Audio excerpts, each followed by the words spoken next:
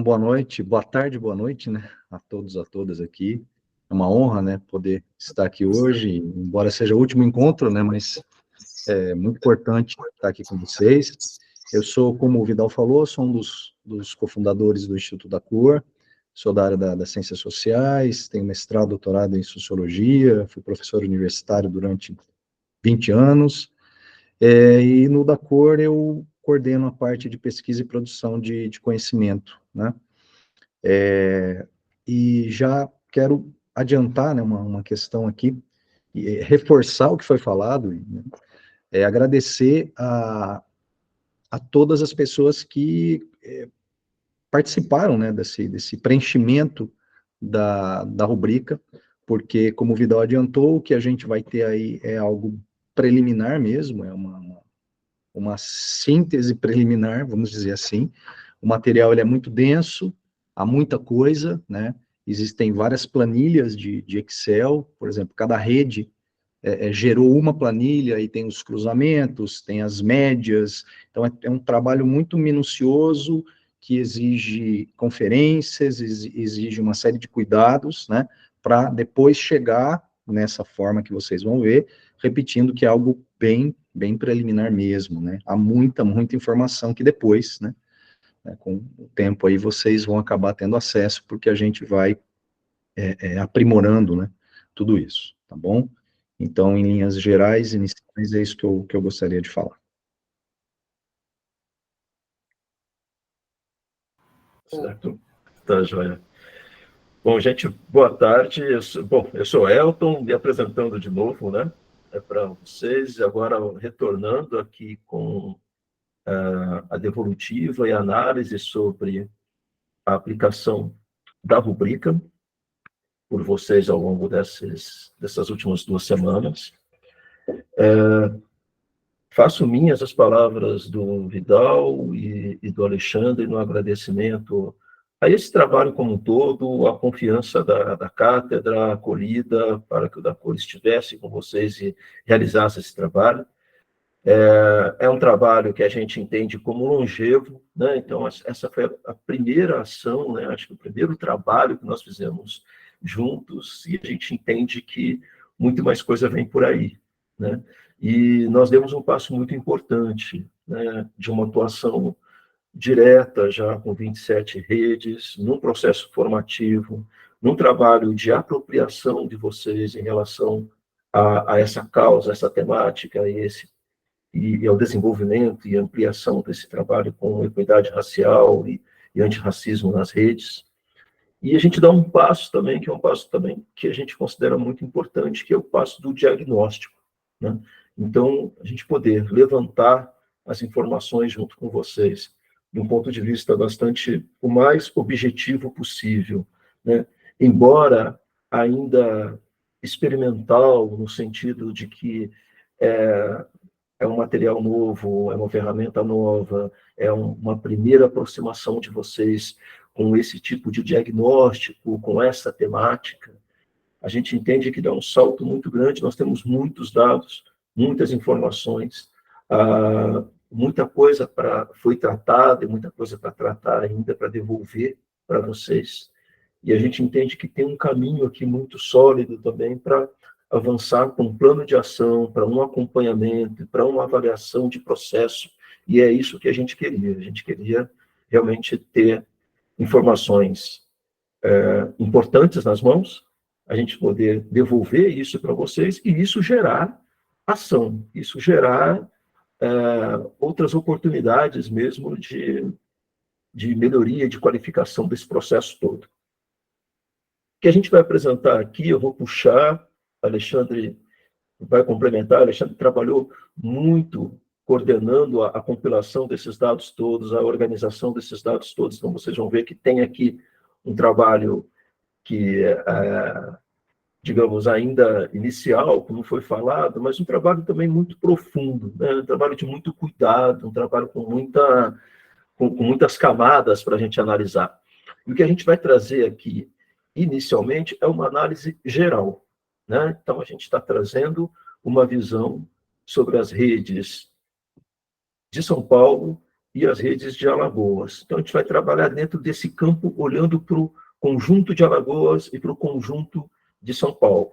Então, a gente achou isso como adequado para trazer para o momento do curso, tá? Para esse último momento do curso. Posteriormente, o que vocês devem receber? Vocês devem receber a visão e a consolidação de cada uma das suas redes, certo? Porque aí vocês olham em profundidade para cada uma das suas redes e constroem a partir disso os planos de ação. Então, esse momento aqui ele é muito importante que vocês anotem, anotem o que vocês considerarem o mais importante, que vocês revejam essa apresentação necessariamente na hora que vocês forem trabalhar sobre as suas redes, que vocês tirem dúvidas e nos perguntem aqui alguns elementos que estejam necessitando de maior esclarecimento, tá bom? Por quê? Porque isso vai ser importante, porque vocês vão receber um material muitíssimo parecido com o que eu vou apresentar aqui sobre cada uma das suas redes, então é muito bom aproveitar esse momento, porque aí, na hora da leitura específica de vocês, dos seus territórios, isso fica mais claro, isso fica mais evidente ainda, e a gente vai cuidando desse processo de uma forma bastante adequada. Elton, só trazendo, né, uma coisa muito importante, que a gente já comentou logo no início, né, porque 14 de maio houve aí a publicação, 14, né, de maio, da portaria 470, né, do Ministério da Educação, sobre, né, a educação para a equidade racial e quilombola, né. E tudo que a gente está trazendo é muito importante que, né, cada um aqui que, né, olhe para a sua rede, mas olhe também para o formulário que certamente já receberam e talvez até já tenham preenchido, porque pelo que o pessoal aí do Ministério da Educação comentou, já teve aí mais de 50% de resposta, né?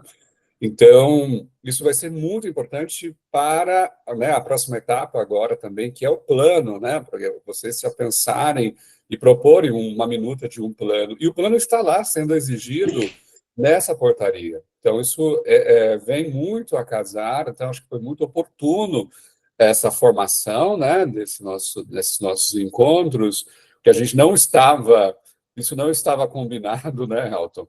Mas vem muito a calhar. Então, é um casamento aí muito perfeito, né? Esse processo formativo, né, que a gente está trabalhando com os materiais que a gente está trazendo para vocês, o que vocês também estão trazendo em termos de diagnóstico, que irão compor o plano, que é uma das exigências para que vocês depois estejam habilitados, né, enquanto rede, para atender aí os aspectos, né, elencados lá na portaria. Está bem interessante, né? Eu, particularmente, gostei bastante do instrumento e pode ser, sim, um passo importante, né? Mas falamos disso mais para frente. Mas é só para mostrar, acho que é uma bela oportunidade que o formulário aí com a rubrica poderá ajudar vocês, fundamentalmente, a atender essa demanda já em termos de política pública que está sendo demandada. Perfeito, Vidal. Perfeito. E é muito importante, assim, uma recomendação que a gente traz muito forte, né? Que vocês estejam muito antenados e ancorados nas políticas que são as políticas macro, são políticas indutoras, porque isso faz com que vocês também não estejam sozinhos nesse processo todo e que vocês estejam também com um respaldo de atuação e de entendimento que tem uma indução de governo federal avançando para isso. Então, foi muito oportuno mesmo isso acontecer, porque está acontecendo uma série de coisas ao mesmo tempo. E é um privilégio isso poder acontecer dentro deste mesmo tempo, né? A gente está acostumado na educação as ações acontecerem em tempos muito diferentes, né? Chega a portaria, depois lá na frente vem a formação, depois só muito depois vem as avaliações, mas não, acho que vocês entrarem num processo desse, com uma formação como essa que estão vivenciando, e com um processo de diagnóstico, como estão levantando também, eu acho que é um ponto de partida muito, muito importante. Muito bom. Vamos lá, então. Vamos começar a apresentar aqui, só retomando um pouco do que foi a análise, né? Então, dentro de que campo que nós analisamos esse processo todo. Isso ficou muito dentro dos 5 eixos, que são eixos norteadores e indicadores para uma política de educação para as relações étnico-raciais. Os 5 eixos, só retomando, Nós apresentamos isso lá 2 aulas atrás. A institucionalização e diretrizes é o primeiro eixo, o currículo e práticas pedagógicas, dados e evidências, o terceiro, formação e acompanhamento, e ações afirmativas. Então, dentro disso, nós criamos uma rubrica que vocês analisaram, então, a situação das suas redes, o lugar da estrada em que cada uma das suas redes está em cada um desses eixos, né? De uma forma que a gente possa entender da maneira mais sistêmica possível, né, como que essas ações elas estão articuladas. Tá? Então, foi com essa base que vocês analisaram, com o propósito do quê? Pode passar, Vidal?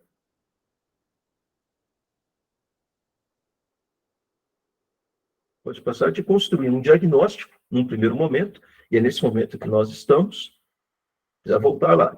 E um diagnóstico, esse diagnóstico, essas informações, esses indicadores, os critérios, eles precisam também fazer parte de um processo de acompanhamento. Então, o plano de ação que vocês vão desenvolver, o plano de ação que vocês vão construir, é muito importante que ele esteja ancorado nesses 5 eixos, é importante que ele esteja olhando também para esses 5 eixos, porque aí você já tem o diagnóstico e tem uma bússola para fazer o acompanhamento das suas ações também. E, posteriormente, de modo que também, a partir do plano de ação e execução, do acompanhamento dessa implementação, num terceiro momento, lá na frente, vocês possam avaliar, né, em que lugar que vocês estavam na estrada em maio e junho de 2023, desculpa, de 2024, e em que momento vocês estarão, possivelmente, em janeiro de 2025, no momento de redesenhar planejamentos para suas redes, por exemplo. Tá? Então, a gente parte de um mesmo mecanismo, de uma mesma base, para poder olhar para diagnóstico, acompanhamento e avaliação. Vamos ver como é que vocês fizeram isso, que achados que a gente tem aí. Por favor. Vamos falar da situação geral das redes. Pode passar. Falando aqui da amostra que nós tivemos 19 redes que preencheram e encaminharam o material até a semana passada. Né? Das 27 redes que fazem parte dessa formação, 19 encaminharam. Tá? Nós recebemos alguns resultados essa semana, né, Alexandre, se não me engano. Mas aí o que acontece, gente? Nós não foi possível incorporar nesta apresentação aqui. E não foi possível incorporar no dia de hoje. Então, o que a gente vai fazer? Nós vamos incorporar, sim, o que vocês trouxeram depois na análise geral. Quem encaminhou depois vai receber, sim, a sua devolutiva individual, mas não foi possível nós contemplarmos aqui, porque senão isso teria que refazer uma série de cálculos, uma série de gráficos, e aí comprometeria o nosso tempo aqui hoje para apresentar. Tá? Então, que isso fique claro. Tivemos uma boa amostra, tá? De 27, 19 que estão aqui, depois acho que mais 6 entregaram, né? Mais 3 entregaram. Mais 3 entregaram depois.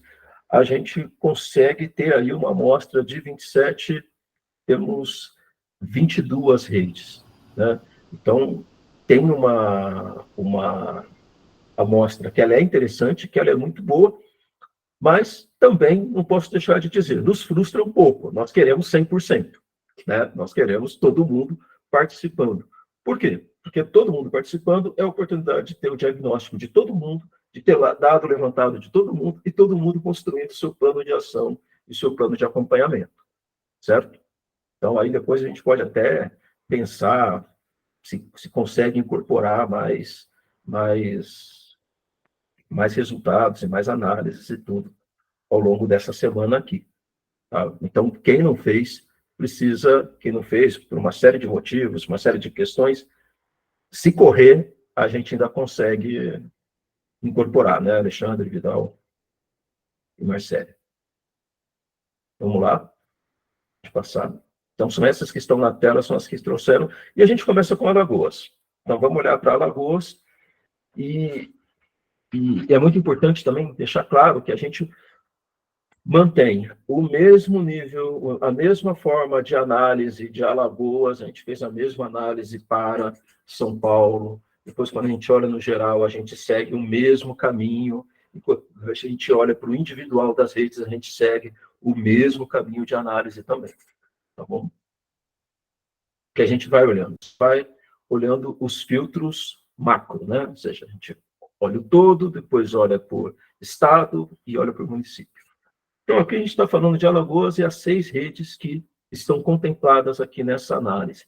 Esse primeiro mapa, ele fala de um geral em relação aos 5 eixos, né? Então, a gente faz uma análise quali e quanti aqui, para entender um pouco quais são os pontos que chamaram mais atenção positivamente. Então, em verde, a gente tem os destaques positivos de Alagoas, das redes de Alagoas, e em laranja aqui, a gente tem os pontos de atenção.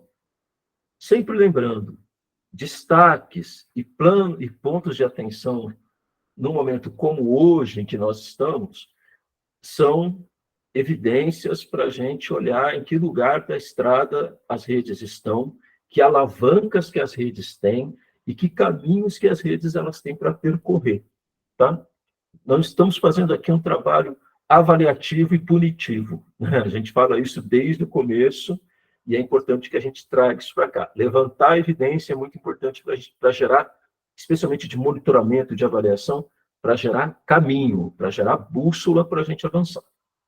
Então, em termos de destaques positivos, a gente tem, no campo da institucionalização, por exemplo, foi possível perceber que quase 67% das redes elas têm um conhecimento em relação às leis e a orientação de ações pontuais.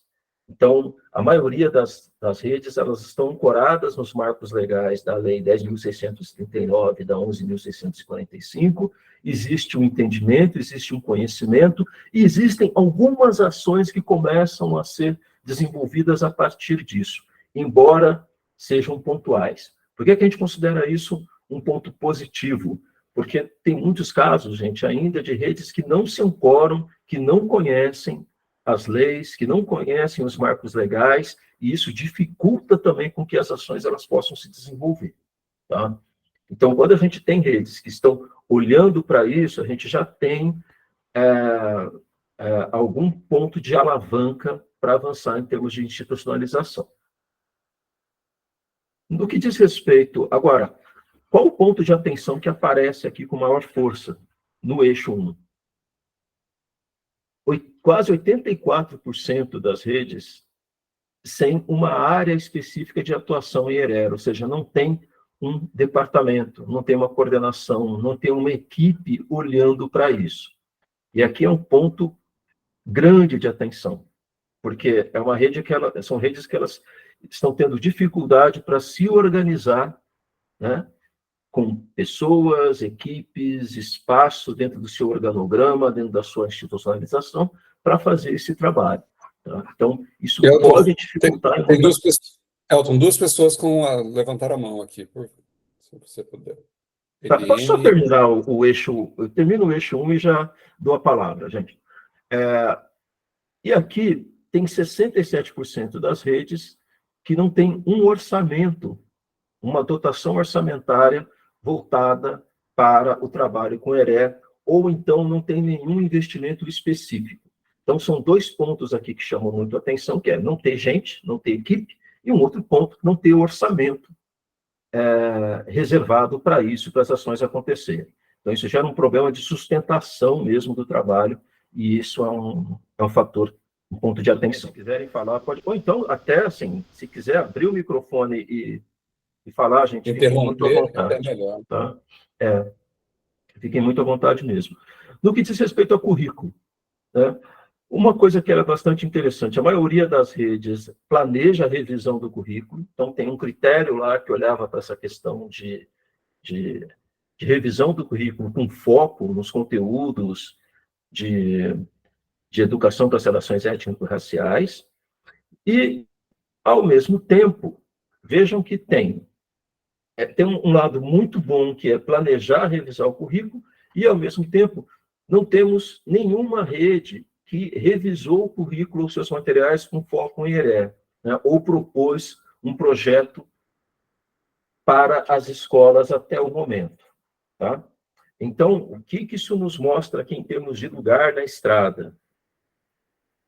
Tem planejamento, tem intenção, né? E agora, em termos de plano de ação, acho que uma das tarefas é transformar a intenção em ações concretas de mudança de currículo, de revisão dos materiais, de aporte nesse sentido. Tá? Sobre dados e evidências, aqui a gente tem um desafio, né, que é 83% das redes não possuem uma estrutura de coleta ou tratamento de dados com recorte racial. E nenhuma rede, então, fez análise ou tratamento de dados e planejamento com base nessas evidências, com foco em recorte racial também. Então, aqui não significa que as redes não trabalham com dados, não trabalham com evidências, não tem departamentos voltados para isso, pessoas, equipes. Tem, só que o que está faltando aqui é um trabalho específico, um enfoque em dados com recorte racial. Isso daqui, gente, não é um privilégio das redes aqui analisadas de Alagoas. A gente percebe isso como um desafio muito grande nas redes do país. Tá? São questões que ainda não entraram dentro de uma lógica institucional das redes. Há muita dificuldade, há uma dificuldade muito grande na qualificação dos dados também, né, de como que esses dados são coletados, de como que esses dados são tratados. E existe aí também uma questão muito presente, até da forma como nós nos vemos como sociedade, né? E aqui entram todas as discussões sobre racismo que Vidal e Marcela trouxeram ao longo do tempo, né? Então, quantas vezes aqui existe um problema mesmo das pessoas se entenderem do ponto de vista racial, se entenderem como pessoas negras, se entenderem como pessoas dentro de um determinado agrupamento étnico. Quantas vezes também a interpretação sobre a turma, a escola, é uma interpretação feita pelos gestores, feita pelos professores, que tem uma leitura específica sobre aquela população dentro do ponto de vista étnico. Então, aqui a gente tem várias camadas de desafio, tá? E é muito importante a gente ter muita atenção aqui para esse eixo, certo? Porque esse eixo, ele decorre muitas decisões que são tomadas a partir disso, muitos encaminhamentos que são tomados a partir... Como os eixos, eles são articulados, gente, porque, assim, a gente está falando disso, isso talvez esbarre em formação, isso esbarre em institucionalização e diretrizes, como uma rede, colocando essa intencionalidade na hora de construir as suas visões e o levantamento de seus dados, né? Então, vejam que, por isso que os eixos, eles são articulados, né? Eles não são uma coisa estanque, não vai resolver tudo, cuidar somente da questão dos dados, mas sem pensar essa questão da percepção, da formação, da identidade, né?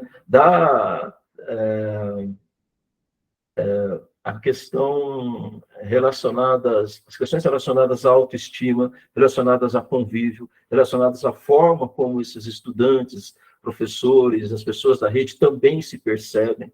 Então, vejam que tem uma abordagem aqui que ela precisa ser sistêmica, né? Quando a gente vai para o eixo de formação, por exemplo, aqui a gente também encontra um desafio, por quê? Porque a gente vê que metade das redes não faz uma formação de seus profissionais em ERE. E são poucas que fazem uma formação, só 16%, 17%, que faz uma formação focada nos profissionais de acompanhamento pedagógico. Tá? Então, não são todas que fazem formação de letramento, por exemplo, que fazem formações mais abrangentes, e são poucas ainda que fazem uma formação para as equipes de acompanhamento. Então, qual que é a missão aqui em termos de plano de trabalho? Ampliar as formações e ampliar o trabalho com as equipes de acompanhamento também, para fazer esse eixo avançar. Em termos de ações afirmativas, tem uma boa notícia, quase 34% das redes têm cotas em concursos públicos e com resultados práticos em relação a isso, né? Então, tem mudança acontecendo, tem avanço dentro desse campo, mas são poucas ainda as ações voltadas para ampliação de quantidade de pessoas negras, especialmente nos lugares de liderança, tá? Então, aqui tem uma peculiaridade desse eixo de ações afirmativas, que é, ok, realizar as ações afirmativas, atuar com os concursos, trazer gente, ampliar essa diversidade de pessoas na rede e nos cargos é importante. Agora, é mais importante ainda, e é melhor ainda, ter essa diversidade nos cargos de liderança, certo? Então, é por isso que a gente não dura muita pílula aqui nesse eixo, tá? A gente procura, talvez vocês tenham entendido isso, a gente procura sempre sair desse lugar de que, puxa, pera um pouquinho, fazer uma formação pontual já basta, fazer um concurso público e ter um pouco mais de diversidade, mais nos cargos mais baixos, já basta, trabalhar com os dados de matrícula, já basta. Não. O critério maior, ele vai ser sempre puxando para uma possibilidade disso ser mais sustentado, disso ser mais amplificado, disso ser algo que possa produzir transformação de fato, produzir mudança de fato, tá? E aí vamos olhar esses dados todos de um outro jeito agora. Vamos lá, Alexandre. Não, Vidal, desculpa. Aqui é o gráfico, né? Então, um gráfico que pega os indicadores compostos aqui dos 5 eixos e tira essa fotografia desse radar para entender que, no caso de Alagoas, olhando para o conjunto das redes que participaram aqui dessa coleta, qual que é o ponto que precisa ser mais incentivado para ampliar aqui o trabalho. Então, vejam que todo o eixo, e aí, interessante para a gente pensar em que momento que nós estamos, o momento que as redes estão. Está dentro de um lugar de média, num lugar mediano, tem ações acontecendo, assim, é um gráfico que ele vai de 1 a 4, então está todo mundo ali no 2, certo? Só que tem duas coisas que chamam a atenção e a gente viu agora há pouco. Vejam que a questão do currículo e práticas pedagógicas é o que precisa ser mais alavancado, né? E também a questão dos dados. Então, dentro desse campo, dessa média que a gente tem, o eixo de dados, ele vai sendo menos preenchido ali, né? Então, precisa avançar nesse campo, avançar em currículo, e isso não significa deixar as outras coisas de lado, mas aqui está sinalizando para prioridades, talvez para enxergar. Na hora de olharem o gráfico de vocês, vai ser importante prestar atenção nisso. Assim, puxa, o que é que a gente precisa, talvez, priorizar para avançar de uma forma sistêmica? E onde que nós temos uma ancoragem, nós temos já uma plataforma para ajudar nesse avanço. Nesse caso de Alagoas, por exemplo, a gente vê que as ações afirmativas e o trabalho de institucionalização são pontos que podem ser utilizados aí para alavancar as demais. Certo? Pode passar, Vidal, por favor. E aqui a gente olha um pouco o comportamento visual das redes. A gente vai passar um pouco mais rapidinho por aqui, tá? Vai lá, Vidal, porque está eixo por eixo, certo? No material que vocês vão receber, tem um detalhamento sobre cada um desses eixos em termos de comportamento, tá? Então, o vermelho, ele vai para um lugar de menos pessoas, então vai estar falando ali de critérios onde você está dentro de um lugar da estrada, um lugar mais inicial, e o azul é o lugar de excelência, vamos colocar assim.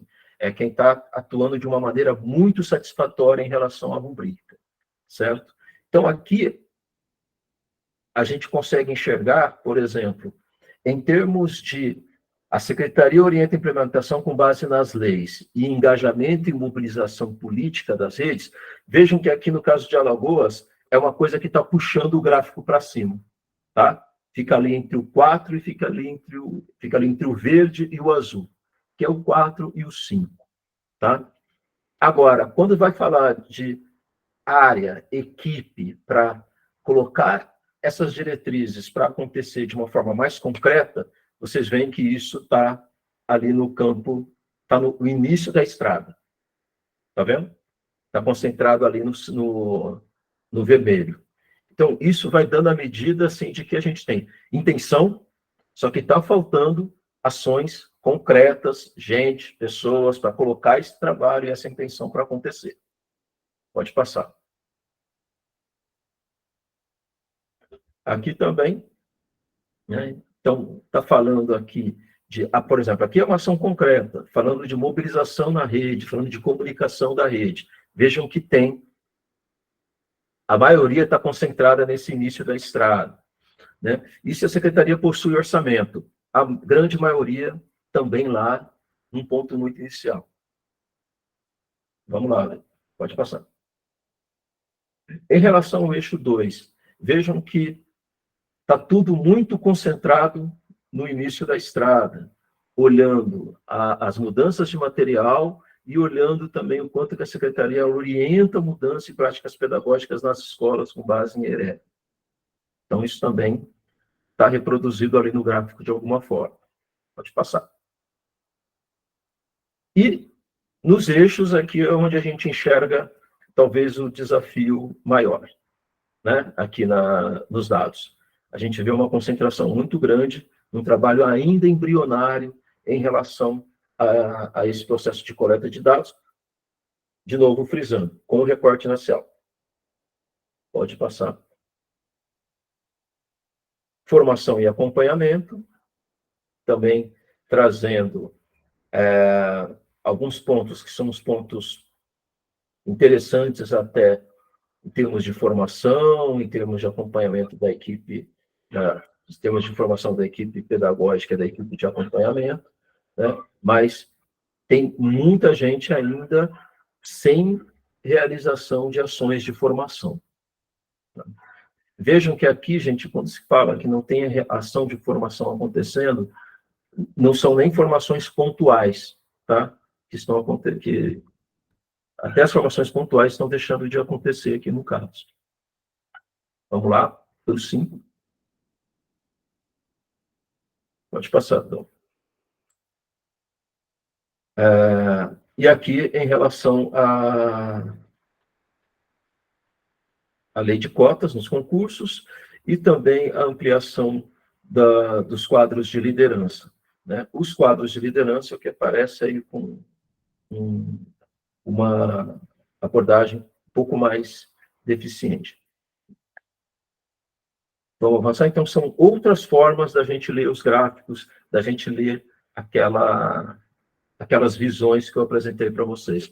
No relatório, inclusive, isso está invertido, tá? No relatório, inclusive, o que a gente tem? A gente apresenta aqueles mapas de calor ali, como esse anterior que eu estava mostrando, e depois a gente tem aquela síntese. Aqui nós invertemos, porque aí a gente já, didaticamente, acho que a gente consegue avançar mais. Aí a gente trouxe um exemplo de rede, né? Que a gente viu com o quadro aqui, com um gráfico mais preenchido, né? Obviamente, não vou passar aqui pelas observações todas, a gente trouxe somente como um exemplo do que vocês vão receber, que tem ali uma observação mais detalhada sobre a rede, né? Mas quando a gente olha para Feliz Deserto, por exemplo, a gente vê que a institucionalização e as ações afirmativas são pontos que puxam para cima, né? Que puxam o gráfico. Então, tem experiências acontecendo aqui, tem ações acontecendo aqui que são interessantes e que são bons pontos de alavancagem, né? Os itens que mostram que é importante avançar, que é importante criar outras normas, mas já tem coisa acontecendo, porque, vejam, de uma rubrica que vai de 1 a 4, a gente está aqui no item, a gente está no 2, com formação, acompanhamento, dados, evidências e currículo e práticas pedagógicas. Então, o que acontece aqui? Vai ser muito interessante investigar o que Feliz Deserto está realizando, né? Isso aparece lá nas informações que vocês encaminharam, mas a gente traz aqui como um elemento, porque é muito interessante que vocês funcionem como rede também, né? E que busquem aprender umas com as outras, busquem conhecer umas com as outras. Não foi algo que a gente foi capaz, que a gente teve possibilidade de fazer aqui, porque isso consumiria muito tempo, né? Mas talvez fique uma orientação de vocês trocarem dentro do âmbito de construção de planos de trabalho. Quanto mais vocês conseguirem conversar umas com as outras, né? Entender que cada uma rede, de repente, está conseguindo avançar em termos de soluções aqui, isso pode ser muito bom. Tá? Então, esse foi o retrato de Alagoas. Tudo bem? Tudo bem até aqui? Vamos avançar, Vidal? Eu vou avançar um pouco.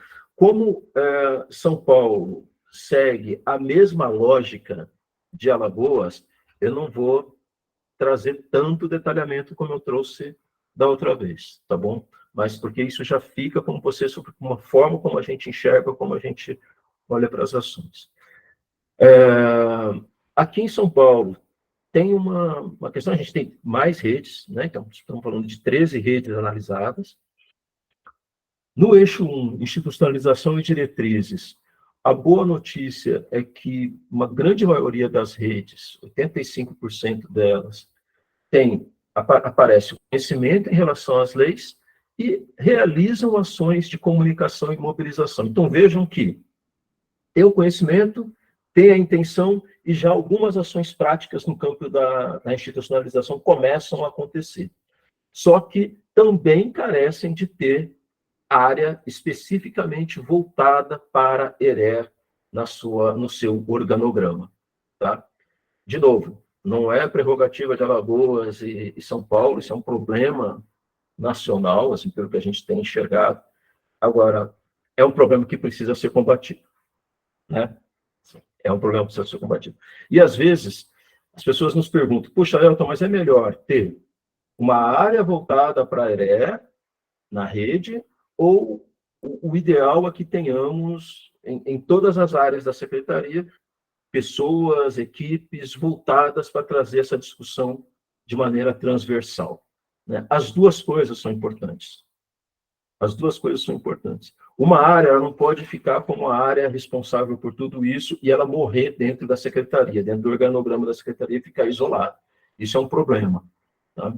Agora, é um problema também quando a gente pulveriza isso em todas as áreas, né? Em todas as áreas de uma secretaria, e essas pessoas não têm voz dentro dessas áreas, né? Então, ter equipe, ter departamento, ajuda até a desenhar essa estratégia de uma forma mais articulada, de uma forma melhor. Então, é um problema, é um desafio mesmo a gente não ter. Em termos de currículo, tem boas notícias que, assim, nós não temos nenhuma rede que não esteja realizando nada, né? Que não esteja fazendo um trabalho de revisão do currículo, não esteja olhando para os seus materiais, então não tem nenhuma rede que está na etapa zero da estrada. Isso é muito bom, né? E 39% delas está incentivando e garante um compartilhamento de boas práticas. O compartilhamento de boas práticas, ali dentro do eixo, é quase o último critério, se não me engano, né? Então, quando a gente tem quase 40% das redes atuando dentro desse critério, significa que a gente tem aí uma massa crítica, coisas interessantes acontecendo. Tá? Sobre dados e evidências, aqui segue um tanto de Alagoas, né? Então quase 70% das redes não possuem uma estrutura de coleta de dados com recorte racial, e apenas uma rede faz análise e tratamento com recorte racial. Então, isso é pouco. Então, aqui, como eu estava dizendo sobre Alagoas, não é uma exclusividade de uma região ou outra. Temos um problema sistêmico e crônico aqui que a gente precisa atacar. Tá? Informação e acompanhamento. A maioria das redes, 62%, faz formação para toda a equipe, incluindo as equipes de acompanhamento pedagógico, e isso é bom, né? E só que existe um conjunto de redes também que não está conseguindo realizar formações com foco em ERE para os professores das redes, né? Então, aqui a gente tem dois extremos. Tem gente conseguindo avançar e tem gente não conseguindo realizar as ações iniciais, né? Então, aqui talvez tenha esse ponto de, puxa, será que é interessante uma rede conversar com a outra? Será que tem campos de aprendizado aqui que a gente pode incentivar? Então, é isso que o dado traz inicialmente. E no caso das ações afirmativas, aqui a gente tem um desafio. Não tem uma implementação de lei de cotas nos concursos públicos em mais da metade das redes, e em 65% delas não há ações de ampliação, né, para ter pessoas nos postos de liderança que sejam negras, indígenas e quilombolas, né? Então, aqui também temos esse desafio da liderança e é onde precisa avançar. Pode passar, Vidal. Olhando para o gráfico, né? O gráfico ele vai responder um tanto daquilo que a gente estava olhando também. Institucionalização das diretrizes e currículo puxam para cima o gráfico, né? Então, aqui sai um pouco da média, né? Que seria 2, está avançando aí quase para um 3, porque isso mostra ali, especialmente, a questão das redes que estão saindo de um campo da intenção para ações concretas dentro desses eixos aqui. Por outro lado, o campo das ações afirmativas, e especialmente de dados e evidências, é que precisa avançar, precisa crescer, tá? Então, de novo, aqui tem uma questão para se pensar, e as próprias redes fazerem esse questionamento, que é, se você tem institucionalização acontecendo, mas sem equipe, você tem currículo e práticas pedagógicas acontecendo também, e tem formação acontecendo dessas pessoas, mas se você não tem equipe voltada para isso lá na secretaria, se as ações afirmativas elas também não acontecem, ou não acontecem a contento, e a base de dados, os dados para se tomar decisões, eles também não estão avançando, pode gerar um problema de sustentação daquilo que está indo bem, inclusive, né? Então, pode gerar um problema de que chega uma hora que as formações elas passam a ser escassas, elas passam a acontecer com menos ritmo, né? O trabalho da mudança do currículo, ela também não vai surtindo o efeito necessário, porque você também não vai entendendo o quanto que isso está mudando a vida das pessoas, o quanto isso está impactando as pessoas negras. Por quê? Porque você não tem a área de dados trabalhando nessa direção, né? E aí, se você também não tem pessoas negras, indígenas, quilombolas, nos lugares de liderança, as decisões em torno disso, elas vão ficando também, possivelmente, potencialmente esvaziadas. Então, isso dá uma dimensão para se pensar isso daqui de uma maneira crítica, de uma maneira sistêmica, tá? Podemos avançar.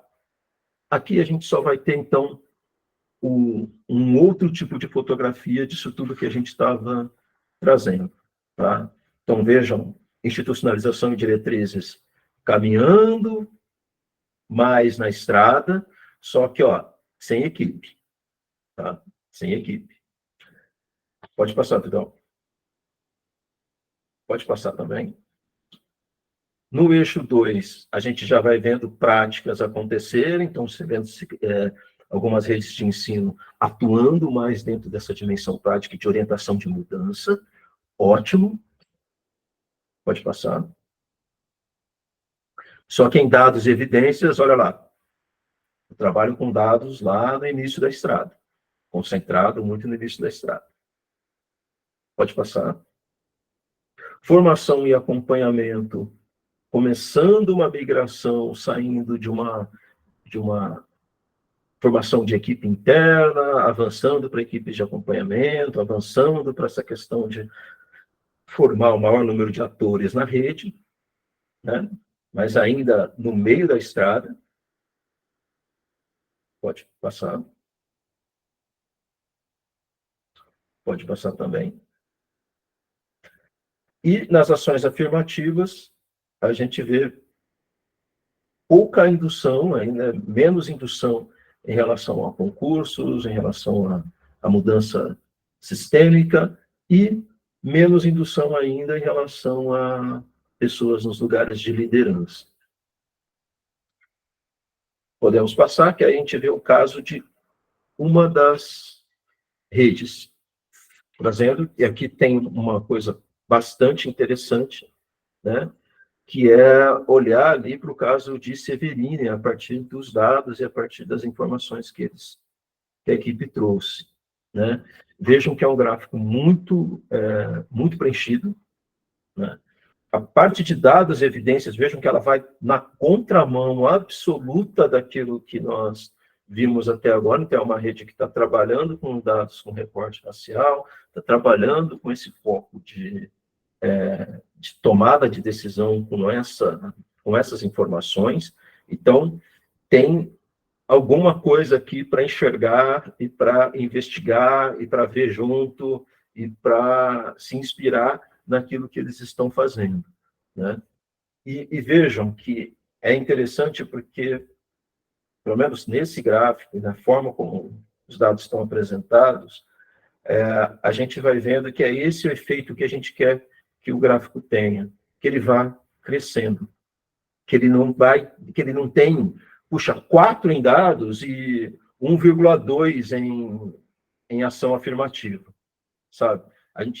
Porque a ideia aqui é que essas coisas elas andem conjuntamente, que elas vão crescendo conjuntamente. Isso não significa que em um determinado momento, e vocês vão fazer plano de ação agora, que não seja necessário priorizar algo que esteja muito baixo, algo que precisa ter uma indução mais forte, né? Não significa, por exemplo, puxa, nós estamos fazendo já formação, então se a gente qualificar mais a nossa formação, a gente sobe ainda mais. E isso é interessante porque vai dando mais força para a gente poder ir puxando os outros eixos. Não significa deixar de fazer isso. Mas qual que é a ideia? A ideia é que essas coisas elas andem, esse gráfico ele seja preenchido dentro de uma forma sistêmica, né? E não com desequilíbrios, tá?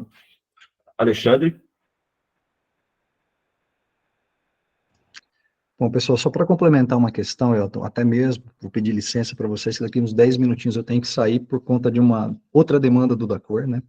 Uhum. Então, só para trazer uma questão reforçando uma questão que o Elton trouxe, quando ele fala lá no começo, né, e depois estende aqui para São Paulo, que não é privilégio desse conjunto de redes, essa ou aquela condição. Se a gente for pegar a média, o valor médio dos eixos, tanto de Alagoas quanto de São Paulo, o valor mais baixo de todos os eixos é exatamente dados e evidências, tanto para Alagoas quanto para São Paulo, e o mais alto, né, é a institucionalização e diretrizes, para os dois. E se a gente for um pouquinho mais longe, eu acho até interessante trazer esse exemplo, num outro exercício que nós fizemos há um tempo atrás, que nós analisamos 45, 46 redes, os valores da questão das médias dos eixos são muito parecidas.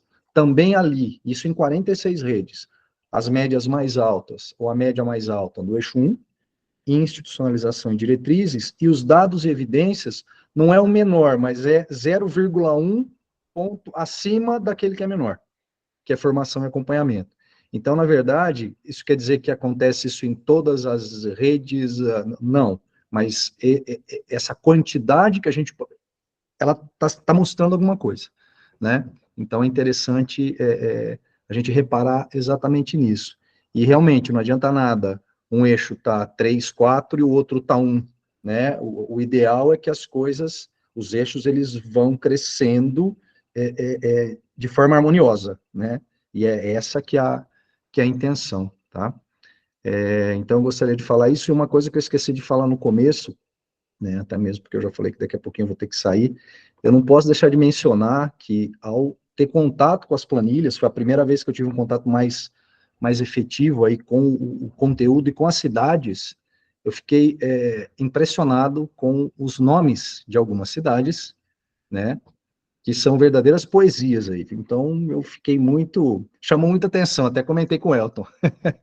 Tá? Então, não poderia deixar de participar aqui sem trazer esse registro, né, nomes aí muito bacanas aí de cidades que eu confesso eu não conhecia, tá bom? Então é isso, pessoal. Aí, Lê. É importante reforçar isso aí. Isso aí, Lê.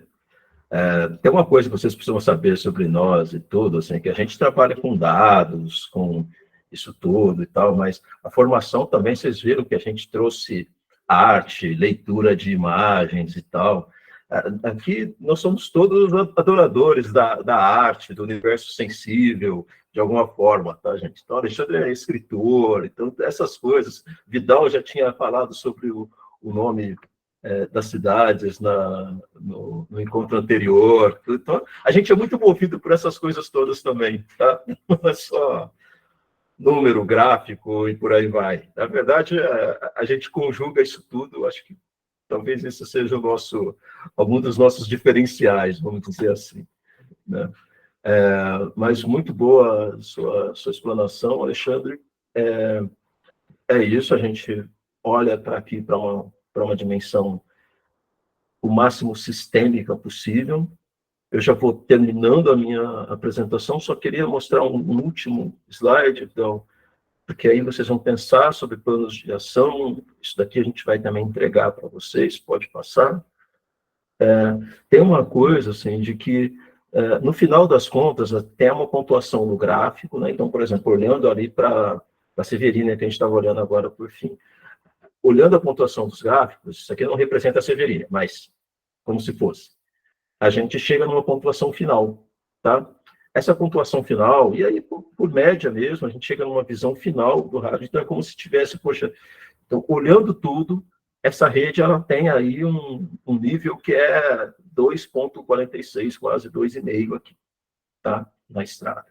E aí a gente faz uma coisa de agrupar, né? De pensar assim, puxa, onde que essas redes estariam em termos de visão, né? E aí no próximo slide, o último, a gente desenha um pouco, sim, só uma pitada, na verdade, de qual que seria uma abordagem necessária, né? Então, uma rede ainda muito no início das ações e tudo, ela precisa aqui mobilizar vontades, despertar as pessoas, talvez trazer uma questão de um investimento inicial e concreto a ser feito, tanto em letramento racial como informações, né? Ou seja, de criar mais substância ali para essa causa, para esse trabalho, para esse processo todo acontecer, né? E aí, pegando no outro extremo, uma rede no grupo 3, que é uma rede que estaria ali talvez mais avançando, pensando aqui, Severina, no caso,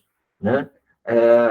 Ela tem muitas conquistas, né? Só que qual que é o desafio de uma rede como essa? É como ela mantém, como que ela cria forças para continuar avançando, continuar tendo motor, continuar tendo condição de avançar. E às vezes a gente vai, vocês sabem disso, às vezes isso é o mais difícil, tá? Às vezes isso é o mais difícil.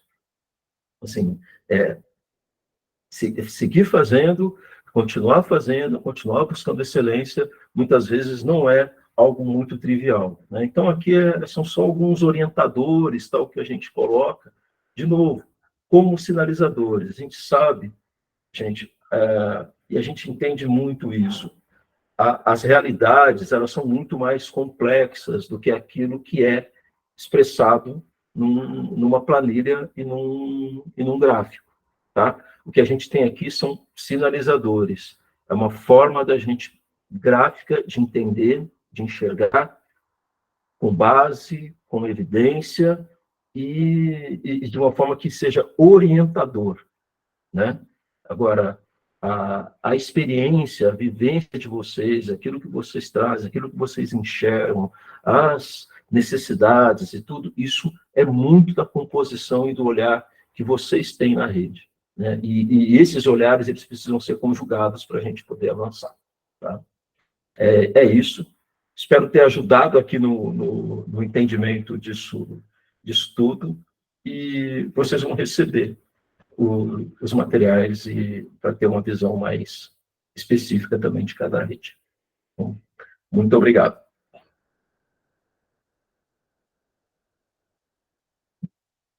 Então, Pessoal, a palavra está aberta. para Uns minutinhos, 10 minutinhos, no máximo, aí, quem tiver alguma observação, dúvidas, né? Por favor, nos tragam.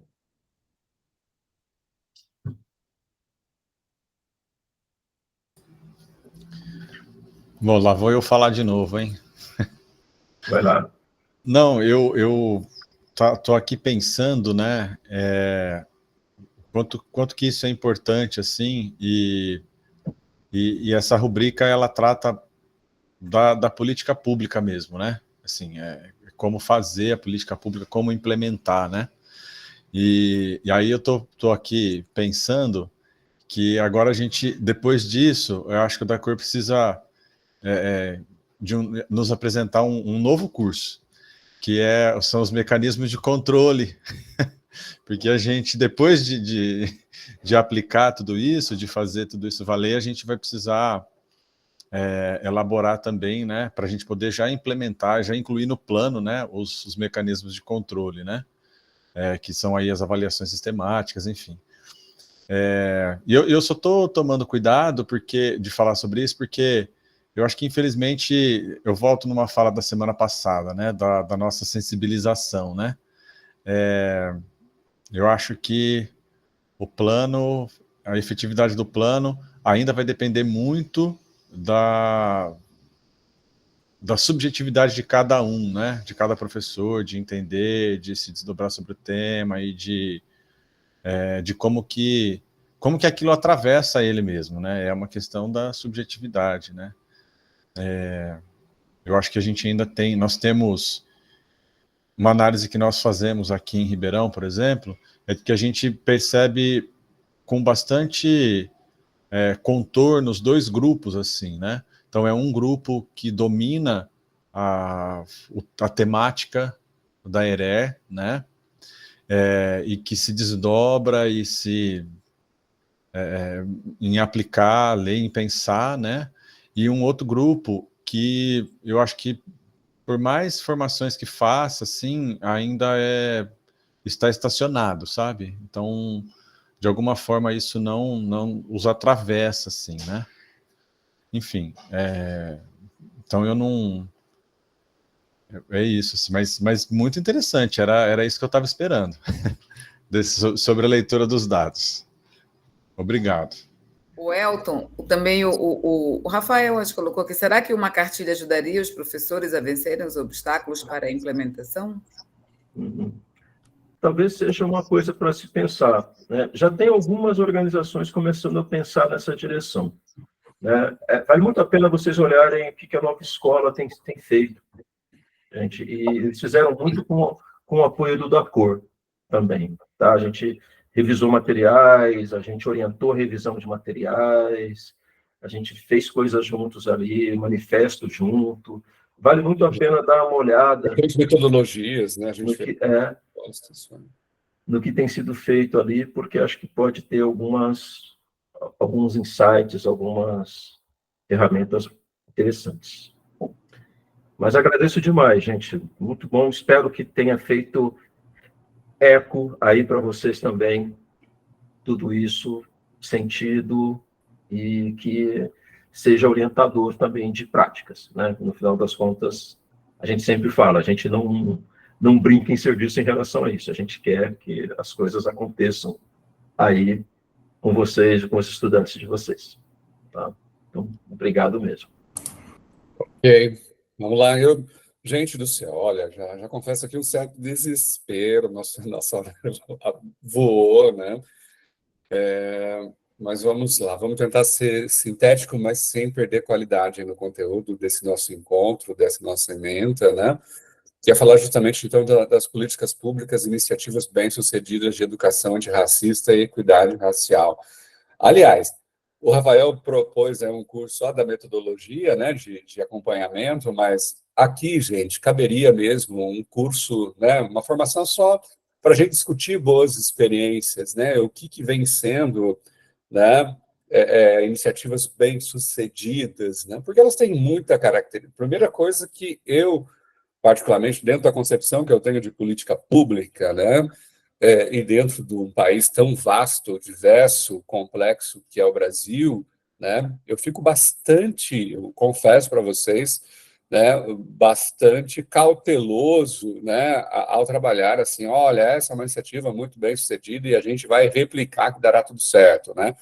Então, acho que a gente pode ter experiências inspiradoras, né, acho que até a próxima formação eu vou trabalhar mais com essa fala, assim, né? Experiências inspiradoras, elas podem nos inspirar, porque aquilo que é bem sucedido, né, ali em Carapicuíba, geralmente às vezes não dá certo em Osasco, né? Estou falando porque ele é tudo conurbado, né? Mas cada um tem uma realidade, né, social muito específica e muito própria, tá? Então, só quero fazer essa ressalva com vocês. Mas caberia sim uma formação só, viu, Larissa? A gente pode depois avançar nessa conversa, né, com o Mozart, viu, Elton? Para a gente trabalhar mesmo, olha, vamos conhecer as experiências, né? Eu acho que isso também leva todo mundo a um patamar de amadurecimento sobre o tema, então é muito importante. Mas não levem isso como receita de bolo, né? Eu sei que isso, né, a gente não sabe dar, né? De bolo até de bolo a gente até consegue, mas, né, nesse caso a educação, eu não consigo enxergar, dado a nossa diversidade, né, dada essa configuração que a gente tem de que cada lugar geralmente é único, em geral, sempre também há exceções. E hoje, então, a gente vai trazer, e a gente começa, eu acho que a gente não pode, quando falamos, né, de política iniciativa bem-sucedida, educação antirracista, quem vai trazer isso para a gente, né, Marcélia? Marcélia, você me interrompa assim que você quiser, tá bom? Só vou dar início assim, porque é o trabalho que a Cida Benta tem feito, né, por meio do CERT, né? Então, seja, aqui eles criaram um repositório, né? Não só um repositório, mas toda uma política, né, por parte dessa organização não governamental, dessa mulher negra, ativista, acadêmica, né, doutora, que vem procurando, né, há vários anos, né, no caso da educação, mapear boas práticas, né, boas, enfim, boas estratégias, né, de educação para as relações étnico-raciais e para uma educação antirracista aqui no Brasil. Então, eu particularmente considero o trabalho do CERT o mais consistente no sentido de mapear essas boas práticas e, claro, também de estimular, de valorizar, de fortalecer muitas experiências realizadas no Brasil, né, de norte a sul. Então, eu tenho utilizado nas minhas aulas, principalmente com alunos de pedagogia, né, eu trabalho um componente na universidade que é Educação e Movimentos Sociais, e lá sempre sai inspiração quando eu estou trabalhando a questão étnico-racial, né, para que eles pensem, né, em planos de aula, né, planos de ensino, projetos políticos pedagógicos. Então, tem sempre tido muita coisa bacana feita aí pelo CERT, tá? Então, quem quiser buscar mais experiências, né, acumuladas ao longo desses anos, para mim é o principal repositório com uma metodologia, né, bem organizada e bastante confiável, tá? Então, isso tem sido um dos aspectos. Marcélia, você quer observar mais alguma coisa? É que eles têm muito tempo, né, nessa questão de mapear, de identificar esses projetos, então são vanguardistas, né, desde 1995. Uhum. Exatamente. Se você pensar que a gente está falando na questão da equidade racial e da questão de combate ao racismo de forma mais veemente, mesmo discutindo isso na nossa prática pedagógica, né, nós que somos professores há tanto tempo, e a gente vê, né, que a sala de aula, há pouquíssimo tempo a gente trabalha esses temas dentro da sala de aula. Então, o CERT, ele vem com know-how mesmo, ele vem com vanguarda, né? E com muito estudo da professora Cida Bento, né? Que traz muitas informações, até pelo lugar que ela ocupou, né? Durante muito tempo. Um lugar que é muito difícil, né? Mas ela estava lá e ela fez o registro de tudo, né? E desenvolveu o projeto do CERT. Então, é incrível pelo tempo que se guarda, pelo tempo que se trilha aí, pela trajetória do CERT, né? Perfeito. E o Prêmio Educar, né? Esse selo aí que vocês estão vendo na tela, né? É a comunicação visual, a identidade visual deles, né? Que é o Educar com Equidade Racial e de Gênero. Então, o Prêmio Educar, que, aliás, né? Já fica aí uma provocação, né? Para que a gente já tem casos bem interessantes, né? De redes que demonstraram pela rubrica, né, que estão avançadas, né, então a gente só citou duas aqui, mas a gente tem outras, né, e vocês vão observar. Então, a gente já fica também uma provocação para que vocês acompanhem, né, entrem lá no site, nas mídias sociais deles, e acompanhem esses editais, né, para se inscrever nesse prêmio, para vocês apresentarem práticas que vocês têm desenvolvido e, claro, também buscar inspiração, indicar para os professores, supervisores de ensino, né, os gestores aí das escolas, né, as equipes gestoras, enfim, né, acho que está aí um centro de referência que precisa ser mesmo, né, cada vez mais utilizado pelas secretarias, né, de educação, tá? Eu vi, Vidal, que pouquíssimas ações vieram do Nordeste também. Está bem concentrado ainda no Centro-Oeste, sabe? Exceto esse primeiro que a gente vai trazer, né, que é do Ceará, né? Tem um do Ceará. O primeiro do Ceará, né? Mas poucas ainda. Mas muito bem, então... Eu acho que o primeiro, o chão da escola, ele é Espírito Santo. Pedra Branca, Espírito Santo? É isso? É Vargem Alta, né? Pedra Branca é Ceará. Ceará, Pedra Branca é Ceará. Ok, então, enfim, já falamos disso, né? Esse prêmio, então fica aí essa provocação, né? Para que vocês tenham essa anotação, né? E aqui a gente já traz, então, alguns casos, né? Então, esse aqui é um dos projetos, né? Que foram premiados. Isso aqui, se eu não me engano, é de 22, né, Marcela? Você quer contar um pouco deles? É de 22, esse é do chão da escola, né? Da 8ª edição, né? Da última edição que teve aqui no prêmio. Uma iniciativa de ressignificar o projeto político-pedagógico, então eles fizeram uma ação comunidade, alunos, professores, e mexeram nos documentos, né, porque eles analisaram que esses documentos, né, principalmente o plano político-pedagógico, tinham essa ausência, né, da questão da lei, de uma iniciativa mais ligada à atuação da lei, 10.639, né? Então, a realização de práticas pedagógicas, então eles fizeram uma série de eventos, resgataram uma série de eventos da comunidade para dentro da escola e também para trabalhar dentro dos documentos. Então, essa discussão da LDB, a partir de que momento a LDB ela se transforma e a iniciativa da 10.639. Tá? Ok. Mas é legal isso, né? Tá muito focada, essa experiência ela está melhor relatada lá no CERT, né? Só colocar esse título que a gente, né, apresentou aqui no material para vocês, ele está bem detalhado, né? A iniciativa feita por essa prefeitura, né? Por essa secretaria. Sim. Lá no CERT tem cada projeto, né? Esse projeto, por sinal, do chão da escola, a professora responsável, que é a Janete, se eu não me engano, ela chegou a escrever um mini artigo sobre a experiência. Então, é um mini artigo, deve ter umas 7, 10 páginas, assim, sobre a experiência. Perfeito. Bom, vamos lá. Outro projeto, a busca pela cidadania dos afrodescendentes no espaço escolar, uma ruptura na educação esbranquiçada, né? É um título aí num projeto premiado que trabalha com a questão, uma crítica já, né, ao conceito que a gente falou aqui de branquitude. Então, vamos lá. Eles investigam muito a questão do currículo eurocêntrico, né? E provocam na comunidade escolar, na comunidade em torno, a questão da autoidentificação, de se identificar com essas outras nações, tanto em hábitos quanto costumes.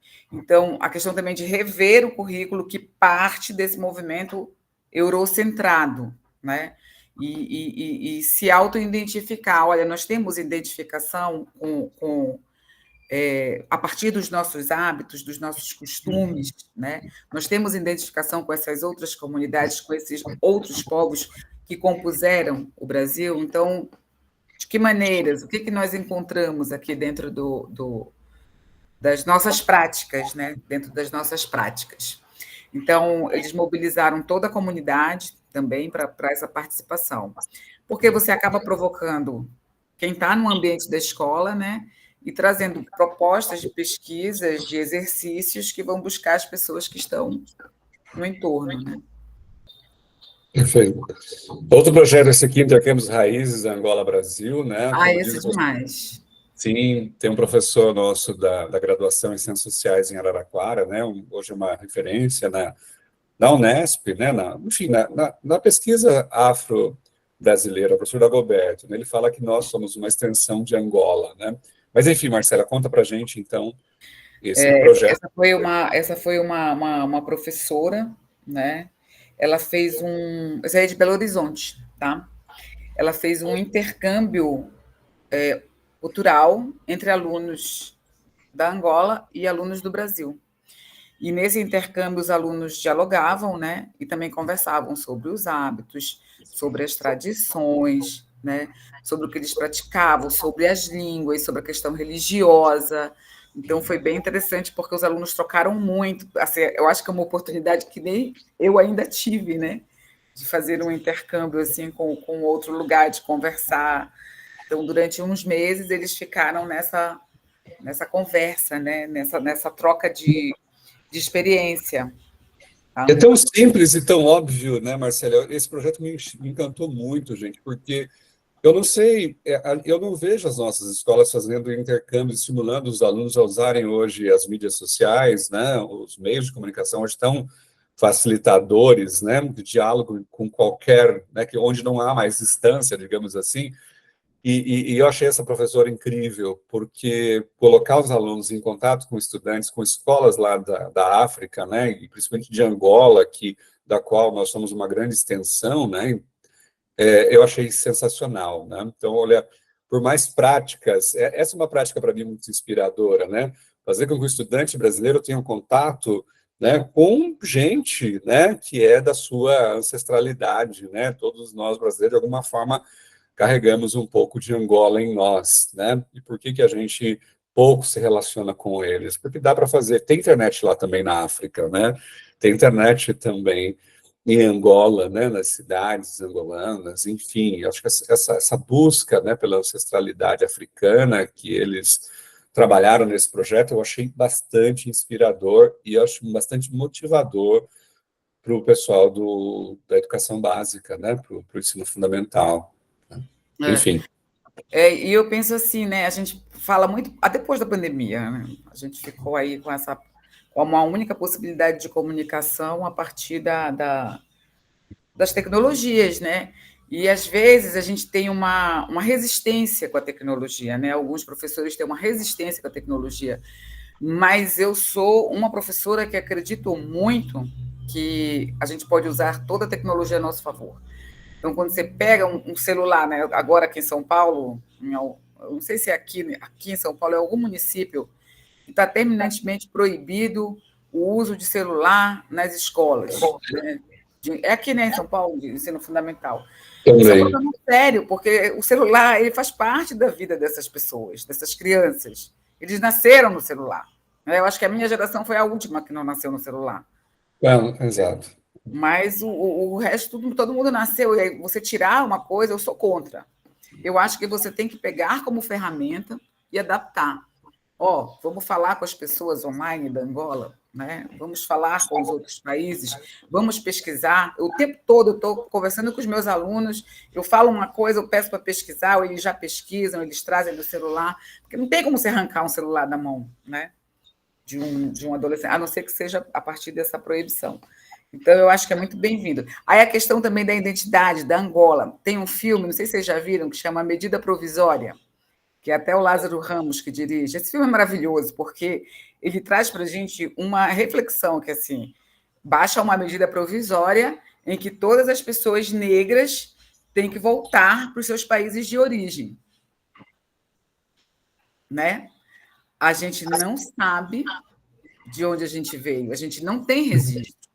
Por conta do apagamento da nossa história, por conta do epistemicídio, nós não temos, né? Nós não temos. Então, é muito interessante para quem ainda não viu esse filme, é muito interessante. Tem o livro também, mas o livro não chama Medida Provisória, chama Namíbia Não. Acho que chama o livro. E é muito, muito, muito interessante. Você vai pular, Vidal? Eu estou preocupado com o horário, mas não, assim, mas acho que vai dar tempo. Só vou passar, só vou falar rapidinho. Eu queria Volta que você só, mas vai focasse... dos griots. Tá, legal. Beleza. Por favor. Aí, ó, os griots também eu achei incrível, porque são contos e dengos por uma formação identitária. Então, eles chamam os griots são pessoas mais velhas, são pessoas sábias, né? Essas culturas ancestrais africanas e indígenas, elas valorizam muito as pessoas mais velhas, porque são essas pessoas que têm os saberes, né? Porque não estão escritos nos livros os saberes dos indígenas nem dos africanos aqui no Brasil por conta de não ter tido como, né? Não ter tido acesso à educação. Então, os griots, eles são essas pessoas que trazem muitos saberes, contam muitas histórias. E esse projeto é um projeto de alfabetização que tem como premissa alfabetizar a partir da história contada pelos griots. Então, também tem a relação e o intercâmbio com a comunidade. Pode passar. Mas é perfeito, é lindo isso, né? É lindo demais, né? É lindo demais. E você trazer os mais velhos, porque ninguém liga para mais velho, né, gente? Parece que os mais velhos não sabem nada. Trilharam um caminho enorme, aprenderam tantas coisas, ensinaram tantas coisas, e então é bem lindo, bem lindo. E ao mesmo tempo de valorizar mesmo a inclusive africana, né? Que é outro aspecto da educação que a gente pouco trabalha em nossas escolas, né? Seja a conhecimento africano, a filosofia africana, a perspectiva africana de transmissão de saber, é muito bacana. Esse projeto, quando eu conheci, eu fiquei encantado com ele, né? Então, só queria enfatizar assim para o pessoal que, olha, há gente, muitas práticas, muitas experiências inspiradoras. Existem, né? Felizmente, na educação brasileira, a gente tem muitos professores, muitos gestores, né? Que promovem criatividade, que promovem, né, todo um compromisso de trabalhar, né, a nossa identidade, a nossa riqueza. Então, e tudo isso mapeado pelo CERT, né? Então, mapeado assim, as pessoas foram se inscrevendo nos projetos, né? Por isso que eu chamei a atenção da questão, olha, vale a pena fazer isso. E aí, isso só para ilustrar, né? Que a gente está com a hora avançada. E eu queria que a Marcela enfatizasse um projeto que eu acho... Esse aqui também é muito bacana, mas depois vocês... né? Que é a Nova Escola, um projeto lá que a gente até orientou algumas coisas. E aqui, o caso da Maria Filipa, que eu acho que é um dos experimentos, não posso chamar de experimento, mas uma das iniciativas, né, mais interessantes que a gente tem hoje de uma educação antirracista, e de uma escola, né, com essa perspectiva afro-brasileira. Porque a gente tem escola, né, Brasil-Canadá, Brasil-Estados Unidos, não é? A gente não tem muito isso, né? Inclusive, são escolas de elite. E aqui a gente tem uma escola afro-brasileira. Eu achei essa iniciativa, claro, muito peculiar, porque ela é uma escola privada, mas ela traz muita inovação que pode, sim, ser inspiradora para a gente pensar na equidade étnico-racial. Então, Marcela, você que conhece bem o trabalho da Bárbara, quer comentar mais? Por favor. Eu quero que você volte lá no... Eu prometo que eu falo um minuto. Mas esse daqui eu achei incrível também, porque esse é o projeto que a Nova Escola mapeou também, né? Que é uma feira de ciências decoloniais. Então, é uma feira de ciências, né, que é posta, e aí parte dos inventos. E a provocação vem do livro da Bárbara também, que é aquelas 50 invenções pretas, né? E aí eles vão saber das invenções pretas, ou pode fazer isso como um recorte transversal, também fazer uma feira de ciência trazendo os inventores negros. Isso daqui, esse trabalho, gente, eu vou pedir para vocês fazerem uma parte, assim, porque ele é muito incrível. E eu acho que dá para vocês executarem, sabe, amanhã, num evento É qualquer, verdade. sabe, amanhã, semana que vem, dá para fazer. Porque é algo que o aluno vai fazer pesquisa também, sabe? Ele vai fazer pesquisa, ele vai falar, meu Deus, tinham inventores negros, tem invenções de pessoas negras. E aí também tem um estudo desse professor, porque o trabalho de conclusão de curso dele, ele estudou 4 coleções antes da lei e 4 coleções depois da lei. Essas 4 coleções de estudos, né, de pesquisa, elas não citavam absolutamente nada, né? Só essas 4 outras coleções de pesquisa que eles pesquisaram posteriormente à lei é que vieram com as questões, tá? Sensacional. Ah, É sim, aí tem sensacional. uma professora também que sugere desse projeto que se faça até quando fizer a Feira de Ciências, haja uma provocação na etnobotânica. Por quê? Por exemplo, os meus ancestrais indígenas, lá do Amapá, nossa, minha avó sabia tudo de planta.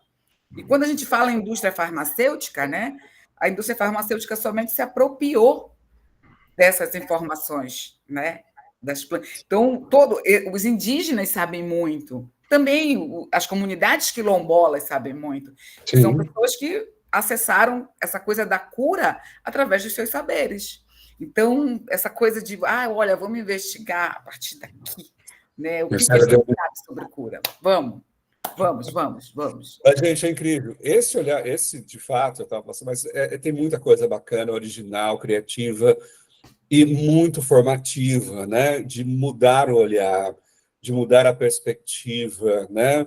E efetivamente trazer essa questão da equidade e de romper com os estereótipos, né, Marcela? Isso que é muito importante na educação de racismo. Uma das coisas é essas, né? É romper com isso. Então, há negros na ciência, conhecimento, né, no povo negro, romper com todos isso, com os estigmas, né, que o racismo tanto fala. Marcela, mais um minuto para a Escola Maria Filipa, daí eu quero concluir. Tudo bem. Viu? A Bárbara, ela é maravilhosa, né? Então, ela tem essa escola, ela é trilíngue, a escola é português, inglês e Libras. Esse é o do aluno, né? Eu ainda não li esse aí, Vidal. É lindo esse texto, é lindo. Eu ainda não li esse aí. Então, a Escola Maria Filipa é localizada em Salvador, né? E eu acho que é 2021, se não me engano, que ela começa. E aí ela tem essa questão de o currículo dela já ser voltada para esse aprendizado das questões africanas, né? Dos ensinos das comunidades não brancas, né? Ter o olhar da questão da colonização, né? E o olhar também de que são povos donos das suas histórias, donos das suas próprias histórias, né? Que têm trajetórias também muito ricas, né? Então, ela parte dos marcos civilizatórios diferentes, que é o que a gente tem que fazer, né? Eu acho que alguns de vocês já fazem. Quando a gente parte de 1500, a gente já faz a referência dos outros marcos, né? Eu, por exemplo, eu falo muito de Luzia, né, que é o fóssil mais antigo encontrado para falar dos negros no Brasil. Tem 11 mil anos o fóssil, tem características negroides e está por aqui também. Os indígenas também, né, que estão 11, 14 mil anos, há uma variação de entendimento. A gente fala, usar o marco civilizatório da chegada dos europeus de uma forma de, olha, eles só chegaram, mas aqui já existia vida. Pode passar, Vidal. Tem como mote educação escolar fora dos marcadores. Então, tem uma série de atividades. Vocês têm que pegar o calendário. Eu não sei se tem em algum lugar, mas no livro, Como Ser um Educador Antirracista, tem o calendário de atividades, né, de eventos da escola anual. Então, esses calendários têm as datas normais, tá? De descobrimento, tem, mas tem as outras datas que fazem parte, né? Desde datas que valorizam os orixás, né, das religiões africanas também, não só os santos, eles comemoram os santos, mas comemoram também os orixás, tá? Pode passar, já falei que é trilíngue, né? Formação de professores, eles têm uma formação de professores específicas, eu acho que eles abrem anualmente essa formação de professores, então, nessa formação também, eles trabalham na educação antirracista, na questão da perspectiva dos cosmos, né, diferente dos indígenas, são perspectivas muito diferentes quando a gente fala assim, né,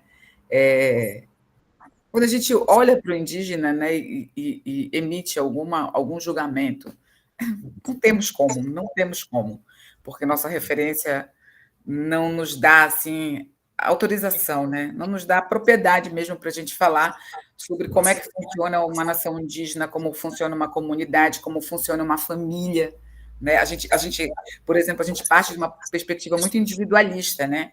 Os indígenas, quando a gente vê indígena pela rua, no Amapá tem muito, né? Que a gente vê eles vêm até a cidade, acessam. Você nunca vê um indígena sozinho, nunca. Os indígenas estão sempre juntos, estão sempre em famílias, tá?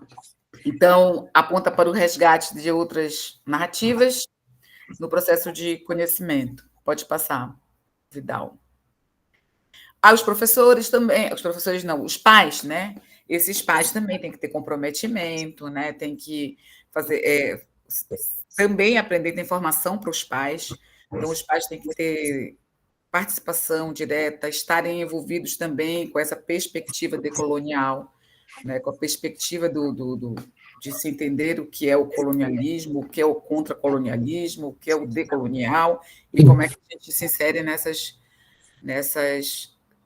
na sociedade, né, na verdade. Então, curso de capacitação, leituras recomendadas, guias e manuais, workshops, palestras, projetos de pesquisas, que os pais também são provocados a fazer junto com os filhos. Perfeito. Ok. Marcela, só para... Gente, então, são 19h14 aqui. Para finalizar, né, o que hoje a literatura, né, principalmente nos trabalhos feitos aí no ano passado, né, pela Alana, que a gente já citou, e pelo, né, Geledés, quais são as secretarias que estão hoje bem colocadas como referências, né, e que vale a pena conhecer o que elas têm feito e olhar naquele manual que a gente indicou para vocês, tem um link para vocês na bibliografia apontada, né? Belém do Pará, hoje, como uma secretaria, né, municipal de educação, com uma política antirracista muito interessante. Cabo Frio, no Rio de Janeiro. Criciúma, então, aqui no Sul, né, a gente tem Santa Catarina, Criciúma, Diadema, em São Paulo, Ibitiara, na Bahia, Londrina, no Paraná, tá? São as cidades aí consideradas casos de sucesso, com experiências bem interessantes. Mas a síntese lá do relatório, né, desse estudo feito com mais de 1.400 cidades no Brasil, quais foram os 10 principais pontos de sucesso, de êxito de uma política, né, municipal para uma educação antirracista, né? Primeiro, né, criação e fortalecimento de equipe responsável para coordenar as ações, aquilo que a gente já viu na rubrica, né, a questão da institucionalização. Segundo, previsão orçamentária para o cumprimento de ações. Isso também já falei bastante para vocês, né? O quão é importante essa questão, tem que estar previsto na LOA, tem que estar previsto, né, no PPA, depois todo ano, na lei orçamentária anual, dentro lá, né, de uma rubrica, né, na planilha do que está previsto para, né, a educação para equidade racial, para a educação antirracista. Terceiro, regulamentação em nível municipal para aproximar a lei federal da realidade do território brasileiro. Da Cor tem um estudo sobre isso, mostrando que nem as capitais brasileiras ainda têm. Isso mostra a nossa fragilidade, né, dessa regulamentação aí do artigo 26A da nossa LDB, ou seja, 10.639 a 11.645. Outra coisa apontada é a coordenação da Secretaria de Iniciativas realizadas pelas escolas com constância ao longo do ano, né? Não apenas em datas comemorativas ou em caso de racismo, né? Vira tudo aquele perereco, toda aquela mobilização, né? Mas ter a constância, então, ou seja, é feito o ano todo, né? Uso de materiais didáticos que estejam de acordo com as DCNs, né, para a educação das relações étnico-raciais. Esse documento é lindo. As Diretrizes Curriculares Nacionais para a Educação das Relações Étnico-Raciais é de 2004. É um documento muito legal. Eu considero esse documento muito inspirador, Então, as equipes que vão trabalhar com isso precisam ter isso sempre no sovaco mesmo, né? Ensovacar as diretrizes para ir inspirando o trabalho da rede. Claro, formação de professoras, professores, enfim, da gestão escolar, da faxineira, da merendeira, de todo mundo, né, que atua diretamente na comunidade escolar, dos motoristas da van, né? Enfim, todo mundo precisa passar por formação, se tem algum vínculo com a escola, né? Então, ou seja, isso precisa ser feito. E é isso que essas redes, essas secretarias têm realizado. Realização, né? Aí, de diagnóstico, né, a questão de dados que está na nossa rubrica, então isso também é importantíssimo, né? E isso eles têm feito. Depois, dados, novamente, 2 itens sobre dados. Uso de dados qualificados e uso de indicadores educacionais por raça e cor para orientar as políticas educacionais no município. A importância de se racializar para identificar as desigualdades, né, as prováveis desigualdades e saber combatê-las. E engajamento dos profissionais da educação e diálogo com familiares responsáveis, especialmente os que ainda não estão comprometidos com o tema, né? É preciso trazer esse tema, é preciso ter enfrentamentos, é preciso, né, para que as pessoas compreendam o quão ele é importante para esse processo educacional e civilizatório, né? Nós estamos falando disso. E realização de parcerias com outras entidades, né? Então, aqui nosso papel, acho que essa iniciativa que a gente está aqui já representa um passo muito importante para todo mundo, né? Realização de parcerias com outras entidades, organizações, como a da Cor, universidades, aí como a USP, né? A Cátedra, e representante, claro, dos movimentos negros. É preciso ouvir os movimentos negros, é preciso acolher, né, e dialogar com o movimento negro, que tem tanta riqueza, que tem tanta história, que tem tanta experiência, e que fala, né, e muita autoridade para falar dessa causa, né, da equidade e da valorização da sua cultura, da sua ancestralidade, e, enfim, de toda a contribuição que faz com que o Brasil seja efetivamente o Brasil, né, como ele pode ser ainda muito melhor. Então, gente, fica essas dicas, né, para que vocês possam se inspirar e caminhar, né, aqui algumas referências, né, que a gente usou nessa formação de hoje, né. Aqui tem a Bárbara Carini, que a Marcela acabou de falar. Muito obrigado. Eu vou agora abrir aqui, né, parar a apresentação. Eu acho que tem uma pergunta para o Elton aqui, né, Elton? Rafael? Não, mas antes eu só queria falar. Gente, então, só para combinar com vocês os próximos passos, né?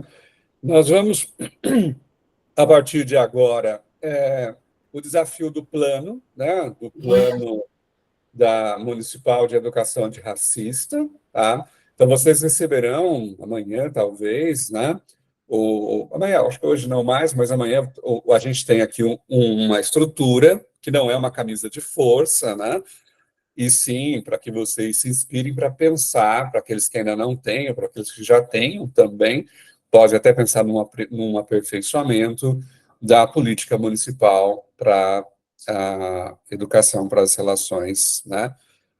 Pela equidade, né, na educação, para as relações étnico-raciais e quilombola, né? Sei que algumas cidades aqui têm comunidades quilombolas. Então, vocês receberão esse material, que a ideia é que vocês, né, apresentem essa minuta até meados do mês de junho. A gente vai fechar as datas, julho, né, meados do mês de julho, e aí a gente dá uma devolutiva, né, a gente quer comentar em cima disso também, juntamente com o retorno da rubrica, né, de cada uma das cidades, para que o curso seja concluído né, que essa formação seja concluída com sucesso, tá? Então, eu encerro aqui a minha fala. Marcélia, né, uma parceiraço aí, muito obrigado.